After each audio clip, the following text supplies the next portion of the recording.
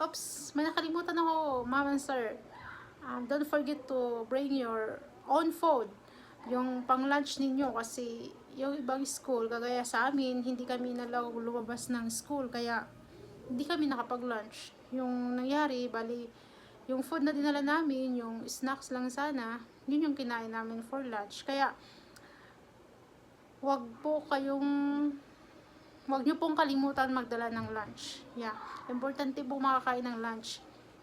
Then, yung NOA din ninyo, huwag nyo kalimutan yung notice of admission. Importante yun.